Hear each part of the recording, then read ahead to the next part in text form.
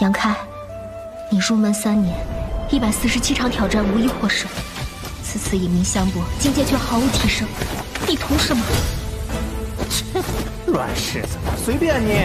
Hai hai hai, selamat datang kembali di channel Min Donghua.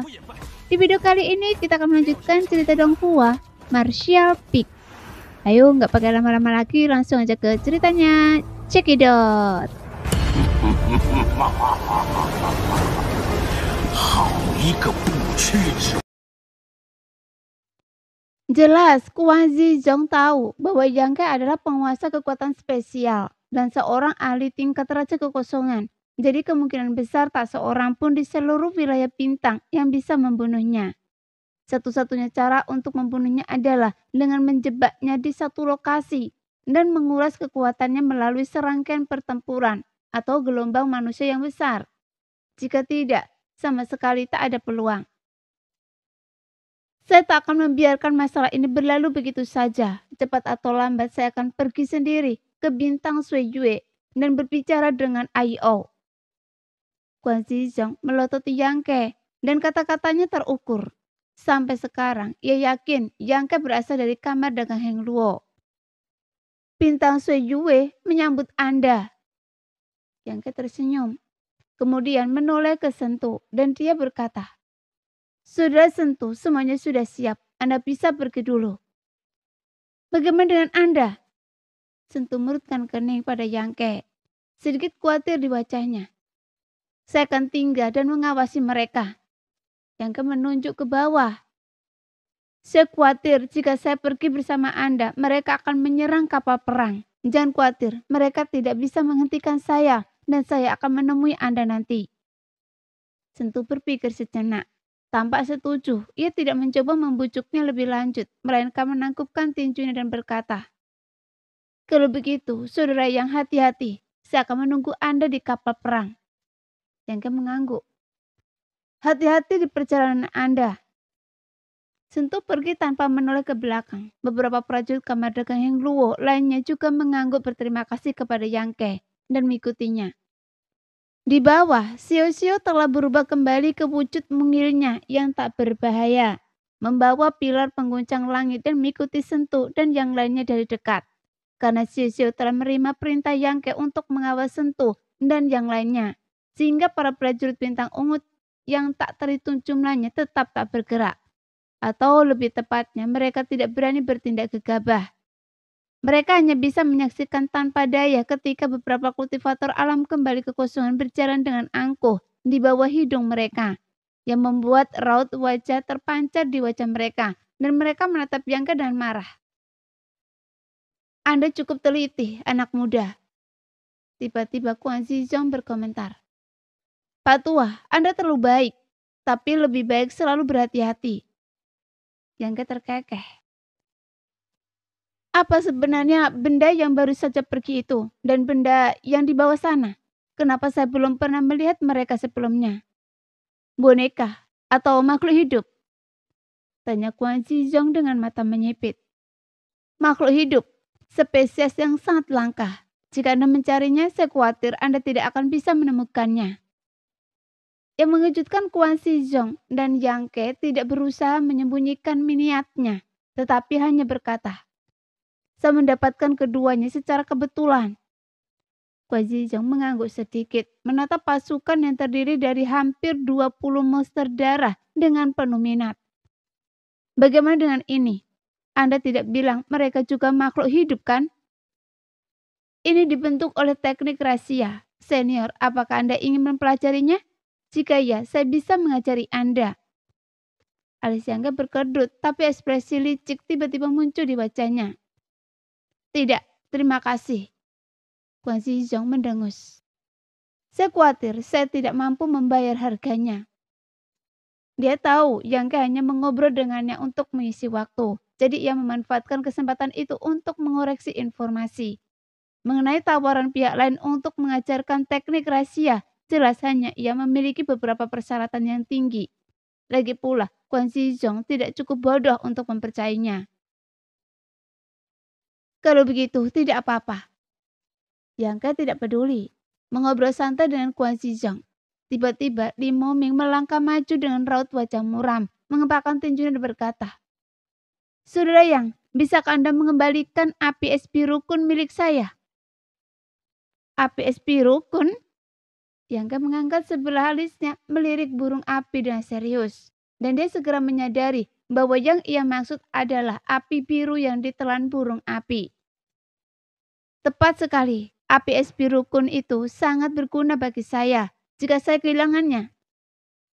Wajah Li Moming dipenuhi rasa malu. "Saudara Li, tidak ada gunanya memberitahu saya itu. Anda harus bertanya padanya." Yang menunjuk burung api. "Saudara Yang, Anda bercanda?" Bibir Li Moming berkedut. "Meskipun saya tidak tahu makhluk macam apa itu, jelas ia sedang fokus pada Anda. Apakah akan mengembalikan api es biru kun atau tidak, itu hanya masalah waktu. Saudara Yang, baiklah, saya bisa menukarnya dengan harta rahasia tingkat raja kekosongan. Bagaimana?" Tawaran Li Moming cukup relevan. Yang berpikir sejenak dan berkata, "Kalau begitu, saya akan bertanya padanya." "Terima kasih, Saudara Yang." Yang kemudian berbalik menatap burung api dan berkata, "Anda dengar apa yang dia katakan tadi? Bisakah Anda membalikan api biru?" "Mengangguklah jika Anda mau. Gelengkan kepala Anda jika tidak." Burung api melirik Yangke lalu mengalihkan pandangan tanpa acuh tak acuh, sehingga Yangke tersenyum canggung. "Saudara Li, Anda juga bisa melihatnya. Burung ini pemarah. Dia mungkin tidak ingin membalikannya." "Ini..." Li Moming terdiam. Pada saat itu sebuah kapal perang tiba-tiba mulai bergerak di langit. Tak lama kemudian kapal perang itu berlayar dengan kecepatan yang sangat tinggi, menembus awan dan menuju langit berbintang yang jauh. Melihat ini, Yangke mengepakkan tinjunya dan berkata, "Semuanya, saya pergi sekarang dan kita akan bertemu lagi suatu hari nanti." Sambil berbicara, Yangke mengumpulkan pasukan monster darahnya, burung apinya, dan tubuh dharmanya. Dengan sekejap, Yangke berubah menjadi seberkas cahaya dan melesat mengejar kapal perang itu. "Saudara Yang, Kun Lang Bingyan saya, mari kita bicarakan." Seru Li Moming dengan raut wajah sedih, berdiri di sana tetapi tidak mendapat respon. "Grandmaster, apakah Anda akan membiarkannya pergi begitu saja?" Tanya Gong Sung Liang dengan tenang, berdiri di samping Guan Xizong. Pertempuran hari ini bukan hanya aib bagi bintang ungu, tetapi juga bagi Gong Sung Liang sendiri. Ia telah menderita kerugian besar dalam pertempuran ini dan tentu saja ia tidak mau menyerah. Mendengar ini, Guan Xizong tidak langsung menjawab, matanya berkilat tajam. Seolah-olah ia sedang mempertimbangkan apakah akan memanfaatkan kesempatan itu untuk mengejar dan membunuhnya. "Oh, tidak." Tiba-tiba terdengar teriakan panik. Semua orang menoleh ke arah suara itu dan mendapati bahwa orang itu adalah Ji Jun yang selalu membantu Yi Wuji. "Tuan Ji, apa yang terjadi?" tanya Yi Wuji menahan rasa tidak nyamannya. "Tuan muda kedua, yang mulia itu telah menjara seluruh pembendaraan bintang ungu," teriak Ji Jun. "Apa?" Wajah Yi Wuji dan Guan Xizong berubah drastis dan semua orang juga dipenuhi amarah. Bagaimana orang itu bisa masuk ke pembendaraan bintang ungu? Dari mana dia mendapatkan kuncinya? Dan siapa yang membawanya masuk? Jadi begitu, saya penasaran mengapa Anda, Tuan muda kedua, memindahkan semua orang yang menjaga perbendaraan hari ini. Jadi itu alasannya? Gong Sung Liang menatap Ji Wuji dan wajah muram. "Apakah Anda sudah lama bersekongkol dengannya?" "Saya?" Yi Wuji begitu marah hingga tak bisa membantah dan berkata dengan cemas. "Dia bilang hanya ingin mengambil satu barang. Bagaimana mungkin saya tahu dia begitu serakah? Saya bahkan meminta tetua Ji untuk ikut mengawasinya." Ji Jun langsung tampak malu. "Saya pingsan setelah dia membatasi kekuatan saya dan saya baru sadar sekarang." "Sampah!" Guan Xizong murka. Ia melambaikan tangannya dan kekuatan yang bergejolak keluar dari tubuhnya, menampar Yi Wuji hingga terpental. Ia tak tahu apakah Yi Wuji masih hidup atau sudah mati. Kemudian dia meraung. "Semuanya, kejar dia! Berapapun harganya, kalian harus membunuh anak ini di langit berbintang." Ya, semua orang setuju dan mereka semua menggunakan kemampuan tubuh mereka untuk terbang ke arah tertentu. Dalam sekejap, lebih dari selusin kapal perang kelas atas kekosongan diluncurkan dari langit di atas kota bintang ungu, dipimpin oleh sebuah kapal perang kelas Raja Kekosongan. Menerjang dengan ganas ke langit berbintang. Sementara yang lain mungkin tidak tahu harta karun sejati di dalam perbendaharaan bintang ungu. Tapi bagaimana mungkin Guan Zizong tidak tahu? Barang-barang lain mungkin tidak masalah, tetapi sisik naga sejati itu tak ternilai harganya. Harta karun yang telah ada sejak berdirinya bintang ungu.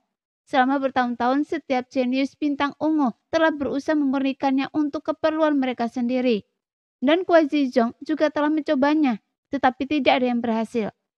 Akhirnya sisik itu disimpan, disegel di dalam perbendaharaan. Meskipun tidak ada yang mampu memurnikan sisik naga, itu tidak berarti tidak berharga. Sebaliknya nilainya tak terukur.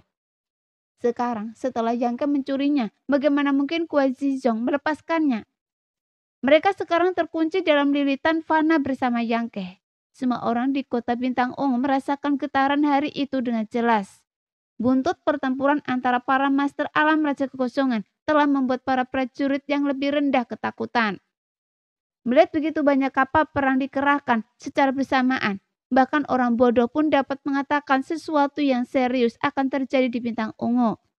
Namun tidak ada yang tahu apa sebab keributan itu. Melintasi langit berbintang, Yang Ke dengan cepat melacak kapal perang kamar dagang Heng Luo menggunakan transmisi telepati. Palka kapal terbuka dan Yang Ke bergegas masuk, langsung melihat Sentu dan yang lainnya menunggunya. Saudara Yang, Sentu mengepakkan tinjunya, ekspresinya serius. Saya tidak akan pernah melupakan jasa Anda yang telah menyelamatkan nyawa kami. Jika Anda butuh sesuatu dari saya, beritahu saya. Yang Ke terkekeh. Sudah Sentu, Anda terlalu serius. Kita semua keluarga, jadi tidak perlu terlalu sopan. Keluarga? Secercah kebingungan melintas di wajah Sentu, tetapi ia tidak memikirkannya. Percaya, Yang Ke hanya bersikap sopan. Namun kata-kata Yang Ke membuatnya sangat senang, mengetahui bahwa Yang Ke tidak meremehkannya karena kekuatannya yang meningkat. Di kapal perang tidak hanya Sentu dan rekan-rekannya yang hadir, tetapi juga anggota kamar dagang 5 arah. Wei Yomeng, Xia Jingwu, Yao Qing, Hai Tang, Go Hong, dan yang lainnya. Semuanya menatap Yang Ke. Mata mereka dipenuhi dengan kekhawatiran untuknya dan ketidakpastian tentang diri mereka sendiri.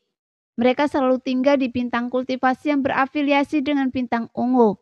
Meskipun mereka tidak bergabung dengan bintang ungu, mereka masih dianggap sebagai prajurit bintang ungu setengah. Sekarang, mereka tiba-tiba terpaksa meninggalkan bintang ungu, tidak dapat kembali. Mereka tidak tahu harus berbuat apa selanjutnya. Namun mereka tahu bahwa setelah gangguan Yang Ke di bintang ungu, tidak ada tempat bagi mereka di sana lagi. Dan jika mereka tidak pergi, mereka akan hancur. Selain kamar dagang 5 arah, Li Nuo dari rumah lelang Tong Tian dan wanita cantik bernama Bibi Chun juga berada di kapal perang, bersama dengan beberapa prajurit rumah lelang Tong Tian lainnya. Pada saat ini, Li Nuo dan Bibi Chun menatap Yang Ke. Wajah mereka dipenuhi dengan rasa terima kasih. Alasannya sederhana. Rumah lelang Tong Tian adalah agen rahasia yang ditempatkan oleh kamar dagang Heng Luo di bintang ungu. Ketika Yang Ke mengetahui penangkapan Sentu telah memerintahkannya untuk menyampaikan pesan kepada Li Nuo.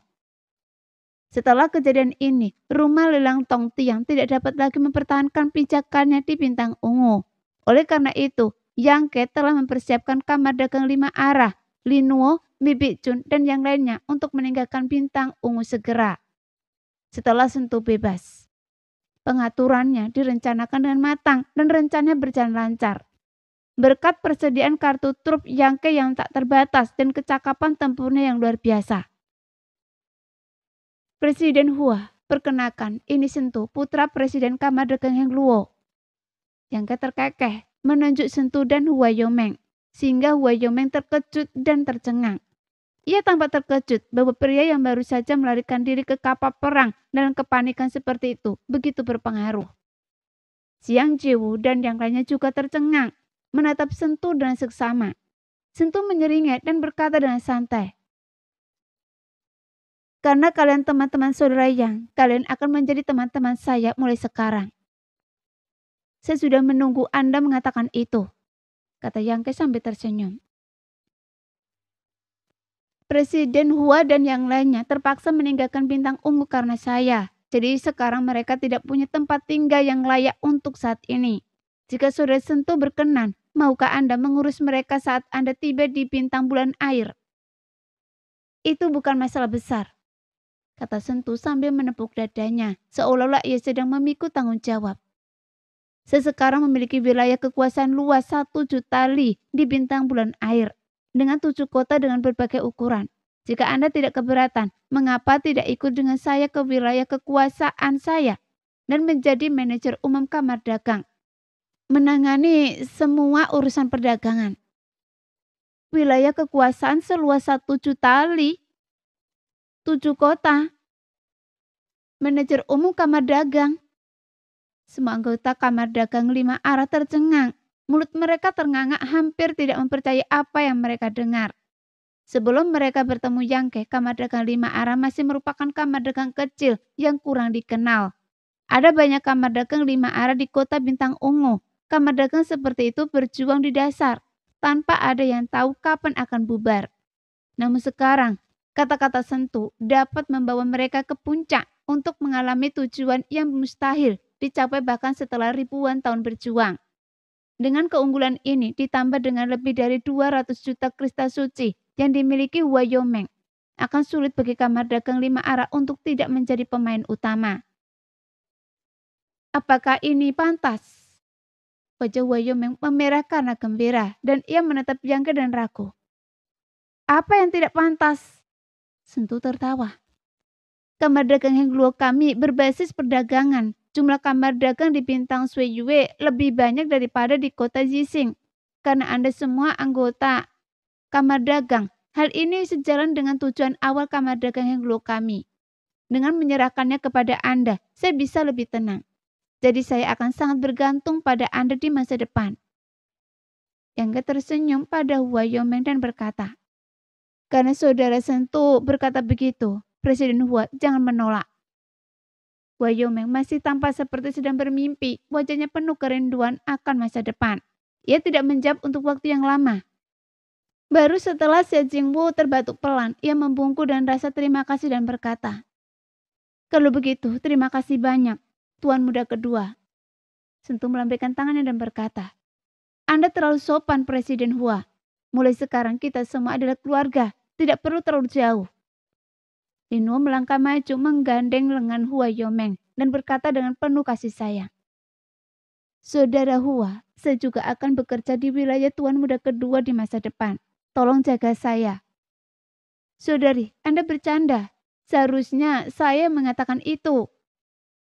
Di dalam kapal perang, semua orang menikmati kegembiraan lolos dari kematian atau menantikan hari esok yang lebih cerah. Dan suasananya harmonis. Tapi Yang Ke bertahan kening, melirik ke belakang dengan sedikit pengertian dan mendengus.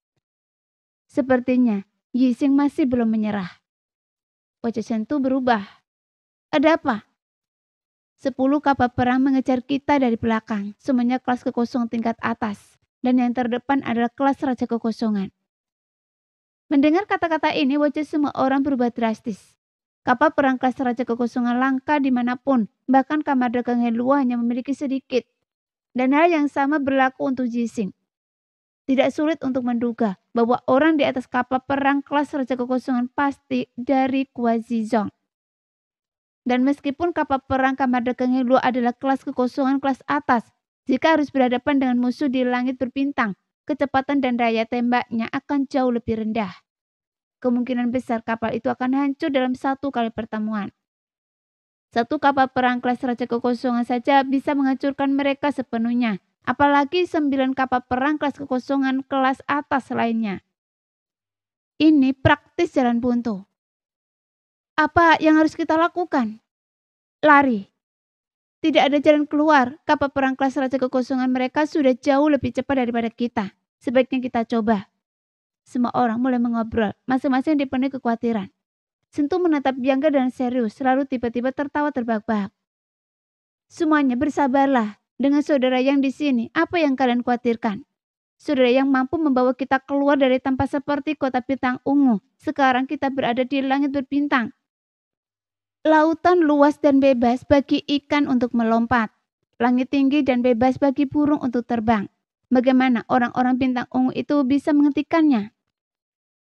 Mendengar ini, kepanikan semua orang tiba-tiba mereda dan mereka semua menatap Yangke. Kemudian mereka mendapati Yangke tampak tenang dan tak terpengaruh, sehingga ekspresi mereka menjadi tenang. Mereka langsung tahu ia akan menemukan cara untuk lolos dari kejaran mereka. Dan dengan rasa tenang, mereka menatapnya dengan penuh harap. Wajah mereka dipenuhi antisipasi. Saudara Sentuh, Anda sangat menghormati saya. Yangke terkekeh, tetapi tanpa basa-basi, ia mengangguk. Baiklah, karena Saudara Sentuh sudah berkata begitu, saya akan memastikan keselamatan Anda. Serahkan masalah ini kepada saya dan Anda bisa berlayar maju. Sambil berbicara, ia menghilang dari posisi semula. Ketika ia muncul kembali, Yangke berada di luar kapal perang berdiri di atapnya. Sambil melirik ke belakang, ia dapat dengan jelas melihat 10 kapal perang mengejar mereka dengan ganas. Masing-masing bergerak dengan kecepatan luar biasa dan kapal perang kelas Raja Kekosongan yang memimpin bagaikan harimau yang turun dari gunung. Tak terhentikan, menutup celah dengan kecepatan yang sangat tinggi. Hanya dalam 10 tarikan nafas, jaraknya telah terpotong setengahnya. Sesaat kemudian, kapal perang Kamardagang Hengluo sudah berada dalam jangkauan meriam kristal kapal perang kelas Raja Kekosongan milik Zixing. Kemudian raungan geram Kuan Zizong terdengar dari seberang. Nak, tinggalkan semua harta karun bintang ungu milik saya. Kalau tidak, saya akan melawan Anda sampai mati. Suaranya sekeras guntur, menunjukkan kemarahan Kuan Zizong. Tapi Yangke tersenyum tipis lalu berkata dengan tenang. Pak Tua, kenapa Anda begitu pelit? Keluarga bintang ungu itu besar dan berkuasa, dan Anda tidak akan bisa menggunakan barang-barang di rumah harta karun itu. Jadi saya akan mengambilnya dulu dan mengembalikannya nanti. Mudah saja mengatakannya, kembalikan saja pada saya sekarang, dan saya akan berpura-pura tidak terjadi apa-apa dan membiarkan Anda pergi. Kalau tidak, bahkan jika Anda bisa lolos, orang-orang di kapal perang akan terkubur di langit berbintang. Karena Anda sudah bilang begitu, tidak ada ruang untuk negosiasi. Yangke merentangkan tangannya. Saya tidak akan mengembalikan barang-barang yang ada di tangan saya. Namun jika Anda keras kepala, saya dengan senang hati akan memberi Anda pelajaran yang tak terlupakan. Sombong. Jangan berpikir Anda bisa melakukan apapun hanya karena Anda ahli dalam kekuatan ruang. Langit berbintang itu luas dan ada banyak orang berbakat. Bagaimana mungkin Anda, seekor katak di dalam sumur, bisa melihat gambaran besarnya? Saya akan memberi Anda satu kesempatan terakhir. Maukah Anda membalikannya atau tidak? Yangke mendengus. Pak Tua, saya juga akan memberi Anda satu kesempatan terakhir. Jangan mengejar saya lagi, kalau tidak, Anda mungkin tidak akan sanggup menanggung akibatnya. Oke, bocah. Anda sudah menghina saya berkali-kali. Hari ini jadi, saya akan mengajari Anda bagaimana bersikap. Kuan Yizong meraung. Kemudian ratusan meriam kristal tiba-tiba muncul dari lambung kapal perang kelas Raja Kekosongan. Masing-masing berkiluan dengan pola dan corak yang rumit. Kemudian semburan cahaya yang menyilaukan memancar, membuat seluruh kapal perang kelas Raja Kekosongan tampak seterang matahari. Meskipun ada gelombang energi yang mengerikan melonjak dari sana, tapi Yangke dengan ekspresi serius berdiri di atas kapal perang Kamardagang Hengluo. Kemudian dia menarik nafas dalam-dalam, dan kekuatan spesial di sekitarnya melonjak. Kemudian dengan suara teredam bergema, kapal perang kelas Raja Kekosongan milik Zixing sedikit bergetar. Dan ratusan sinar cahaya putih bersih seperti sinar matahari melesat menuju lokasi Yangke. Di jalurnya, semua puing yang melayang di langit berbintang hancur menjadi debu. Seolah meleleh dan lenyap. Bagaimanapun serangan meriam kristal adalah serangan kapal perang, adalah serangan yang paling mengerikan. Satu tembakan dari kapal perang kelas Raja Kekosongan tingkat rendah sudah cukup untuk melenyapkan sebuah kota. Semakin tinggi tingkatan kapal perang, semakin besar kerusakan yang ditimbulkannya secara eksponensial. dan ratusan tembakan meriam krista dari kapal perang kelas Raja Kekosongan. Jika ditembakkan ke bintang kultivasi kecil, mungkin menghancurkan 1/10 wilayahnya. Dan 10 tembakan akan cukup untuk melenyapkan seluruh bintang kultivasi. Saat seberkas cahaya putih murni memancar keluar, menembus langsung kapal perang kelas Kekosongan tingkat atas milik Kamar Dagang Hengluo. Itu seperti kepingan salju di bawah terik matahari. Kapal perang kelas Kekosongan tingkat atas itu nyaris tak tertahan sesaat sebelum terdistorsi dan menghilang, seolah meleleh seperti puing-puing. Melihat pemandangan itu, Quan Xizong terkejut. Tampaknya tidak siap untuk kemenangan semudah itu. Namun sesaat kemudian ia menyadari ada yang tidak beres dan tiba-tiba berbalik untuk melihat ke sisi lain. Di seberang langit berbintang, kapal perang bintang ungu tetap utuh, melanjutkan penerbangannya, dan sosok Yang Ke berdiri di atas kapal perang juga utuh. Bahkan ekspresinya tenang. Yang lebih mengejutkan Quan Xizong adalah dia bisa melihat sarkasme di wajahnya. Bagaimana mungkin mereka memindahkan seluruh kapal perang? Quan Xizong segera menyadari apa yang telah terjadi. Ia berdiri terpaku di sana, seolah tersambar petir, dan wajahnya dipenuhi kengerian. Meskipun Quan Xizong telah menyaksikan penggunaan kekuatan spesial Yang Ke dan menyadari kemampuannya, tetapi ia tak pernah menyangka bahwa kekuatan spesial Yang Ke tidak hanya mampu membuatnya tak terlihat, tetapi bahkan mampu berteleportasi seluruh kapal perang kelas Kekosongan. Jelas ini di luar kemampuan manusia. Justru karena alasan inilah rentetan meriam krista yang menghancurkan tak terpengaruh. Tepat saat Quan Xizong tenggelam dalam pikirannya, suara berat Yang Ke bergema dari sisi lain. Karena Anda begitu keras kepala, Anda harus membayar harganya. Tidak bagus, teriak Quan Xizong kaget. Meskipun ia tidak tahu apa yang akan dilakukan Yang Ke, ia secara tak sadar merasakan ada sesuatu yang salah. Sepertinya apa yang akan dilepaskan Yang Ke benar-benar di luar kemampuannya untuk menahan. Cepat, gunakan semaksimal ketahanan kalian, raung Quan Xizong, dan prajurit yang memimpin kapal perang kelas Raja Kekosongan juga tak berani menunda. Ia merapal mantra, menuangkannya ke dalam lingkaran sihir. Sesaat kemudian penghalang energi tebal yang hampir nyata tiba-tiba muncul di sekitar kapal perang kelas Raja Kekosongan. Penghalang itu tampak tak tertembus dan bahkan seorang prajurit tingkat Raja Kekosongan yang perkasa pun tak akan mampu menembusnya dengan pukulan dasar. Meski begitu, Quan Xizong tetap gelisah. Pori-porinya mengencang sementara perasaan berdebar-debar masih menyelimuti dirinya. Kemudian kilatan cahaya ungu tiba-tiba berkelebat dari depan. Cahaya itu tidak menyilaukan. Dibandingkan dengan rentetan ratusan meriam krista, cahaya itu bagaikan kunang-kunang yang bersaing dengan terangnya bulan. Seolah-olah itu hanya pemandangan yang remeh. Namun saat cahaya ungu itu muncul, nafas Quan Xizong tiba-tiba terhenti. Ia menatap cahaya ungu itu dengan mata terbelalak. Seluruh tubuhnya merinding seolah-olah ia telah jatuh ke dalam ruang bawah tanah yang dingin. Karena dia bisa merasakan keagungan dari sumber cahaya ungu yang merintahkannya untuk tunduk. Sehingga membuatnya tak berdaya untuk melawan. Kekuatan kekaisaran.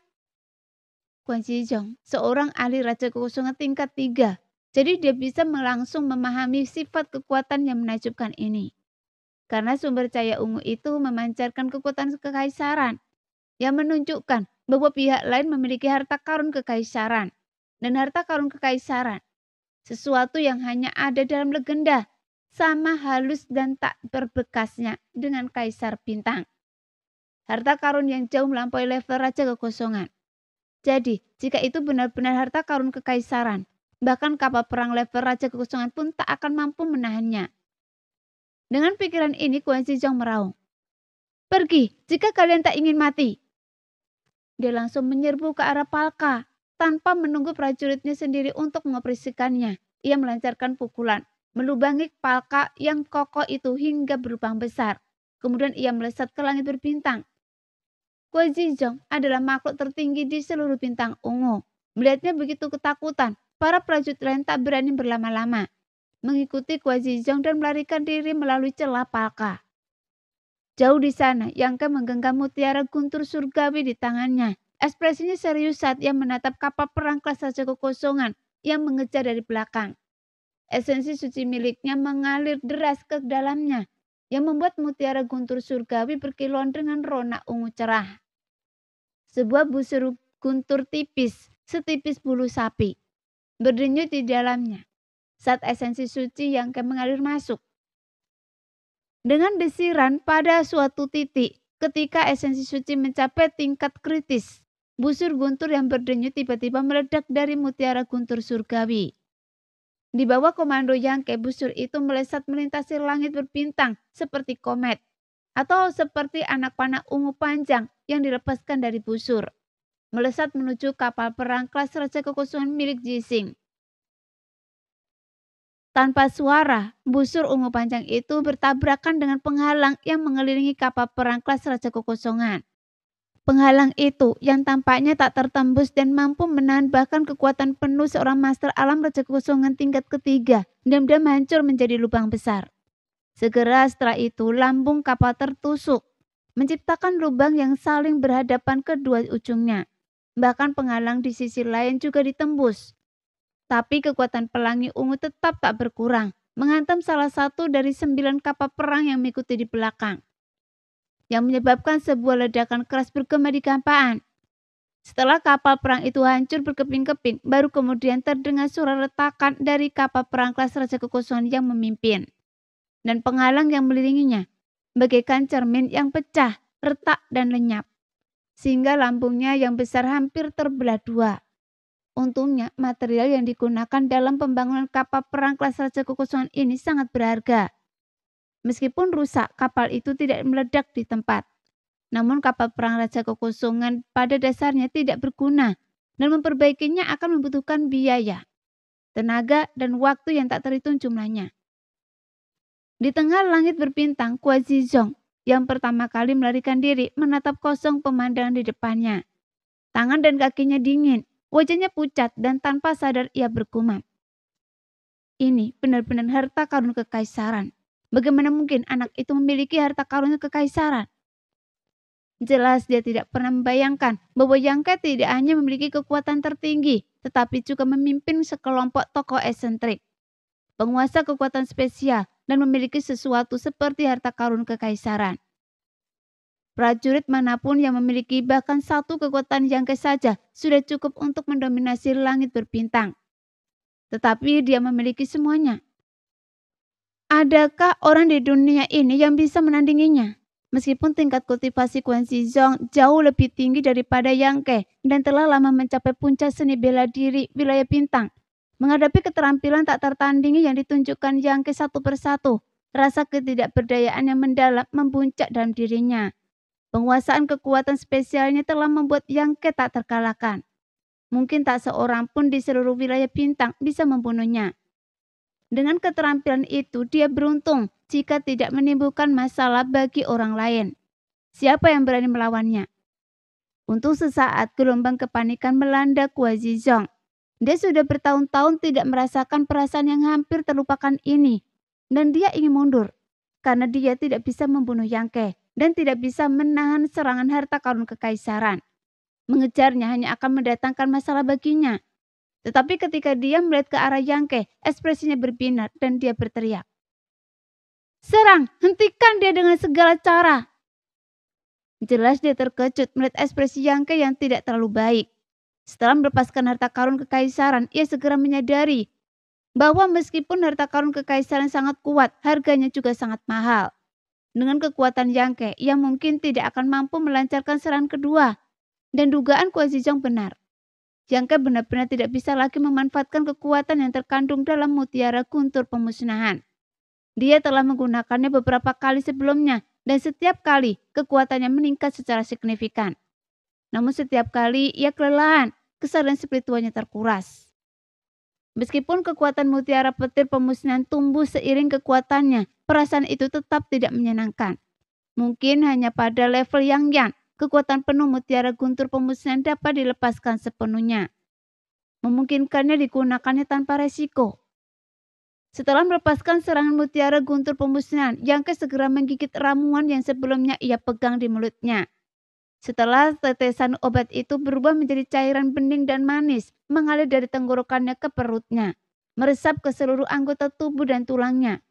Dengan cepat memulihkan sejumlah esensi suci dan kesadaran spiritualnya.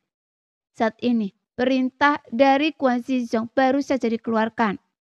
8 kapal perang kelas Void kelas atas yang masih utuh secara bersamaan mengarahkan meriam kristal mereka ke posisi Yang Ke. Semua serangan mereka tertuju pada kapal perang kamar dagang Heng Luo. Segera, rentetan cahaya menyala dan energi yang cukup kuat untuk memusnahkan langit dan bumi bergejolak dari 8 kapal perang. Tapi Yang Ke dengan ekspresi datar berdiri di lambung kapal, menatap Guan Xizong dari kejauhan. Kemudian dia berkata dengan dingin, "Pak Tua, perjalanan ke Bintang Ungu ini membuat saya sangat tidak bahagia. Jika ada kesempatan saya akan kembali untuk memberi penghormatan. Jadi semoga Anda panjang umur dan tidak pernah mati sampai saya datang." Kata-kata ini membakar hati Guan Xizong bagai besi panas, mengirimkan getaran yang menggetarkan di hatinya. Memikirkan kemampuan luar biasa Yang Ke, ia menyadari bahwa jika ia lolos hari ini, Bintang Ungu akan hancur. Di bawah tatapan yang gelisah, Yang Ke berbalik dan meluruskan tangannya ke depan. Kemudian sesuatu yang mengerikan terjadi, karena tangan Yang Ke langsung terjun ke dalam kehampaan, seolah-olah ada dinding tak terlihat yang menghadangnya. Dan kedua lengannya terulur ke sisi yang lain. Kemudian dengan kekuatan yang dahsyat, Yang Ke menarik tangannya. Dengan suara berderak, sebuah celah besar di angkasa pelan muncul. Pemandangan itu tampak seolah-olah Yang Ke sedang merobek kain dengan mudah dan tanpa usaha. Sebuah celah spesial mengangak seperti rahang mengangak dari binatang buas. Bagian dalamnya adalah kekosongan yang kacau. Kemudian, kapal perang kamar dagang Heng Luo perlahan meluncur ke dalamnya, yang membuat wajah Guan Xizong pucat. Ekspresi cemberut saat ia menatap tajam ke arah kapal perang yang melesat ke dalam kekosongan. Dia melonjakkan energi sucinya beberapa kali, tetapi akhirnya gagal bergerak. Dia tahu bahwa bahkan jika dia melakukannya, dia tidak akan berdaya untuk menghentikan musuh dan bahkan mungkin terseret ke dalam kekosongan. Yang Ke, seorang ahli kekuatan spesial, tidak takut tersesat dalam kekosongan. Tetapi Guan Xizong berbeda. Bahkan di alam raja kekosongan tingkat ketiga, jika dia jatuh ke dalam celah spesial, dia bisa tersesat selamanya, tidak dapat menemukan jalan keluarnya. Jadi hanya rasa dendam dan ketakutan yang mendalam yang tersisa di hati Guan Xizong. Dia kesal karena tidak hanya gagal mengambil kembali harta karun yang hilang di Barangkas, tetapi Yang Ke juga menghancurkan kapal perang kelas kekosongan kelas atas dan merusak kapal perang kelas raja kekosongan. Dia ketakutan dengan kata-kata kasar terakhir Yang Ke. Dengan Yixing menghadapi musuh yang begitu tangguh, masa depannya suram. Pada saat ini, kapal perang kamar dagang Heng Luo dengan cepat menghilang ke dalam kehampaan, dan celah yang mengangap menutup dengan kecepatan luar biasa. Baru pada saat itulah, meriam kristal dari 8 kapal perang bintang ungu akhirnya turun serempak. Bahkan kekuatan ribuan meriam kristal itu melampaui rentetan tembakan dari kapal perang kelas Raja Kekosongan tadi. Namun semuanya tidak mengenai apapun. Dia berhamburan ke langit berbintang yang jauh. Tidak ada jejak kapal perang kamar dagang Heng Luo atau Yang Ke di depan. Guan Xizong berdiri di sana dengan putus asa, seolah-olah ia tiba-tiba menua ratusan tahun. 8 kapal perang yang tersisa juga berhenti, tidak yakin harus berbuat apa. Sesaat kemudian, banyak sosok kuat terbang keluar dari kapal perang dan berkumpul di depan Guan Xizong. Masing-masing menatapnya dengan cemas, tapi Guan Xizong menghela nafas dalam-dalam, lalu terkekeh dalam hati. Seperti yang diharapkan, setiap generasi memiliki bakatnya sendiri. Sudah terlambat untuk menolak mengakui usia. Grandmaster, semua orang terkejut mengetahui bahwa Guan Xizong telah benar-benar hancur oleh Yang Ke kali ini. Mereka ingin menghiburnya tetapi tidak tahu caranya. Sekian dulu cerita kali ini. Kita lanjut lain hari ya guys ya. Bye-bye.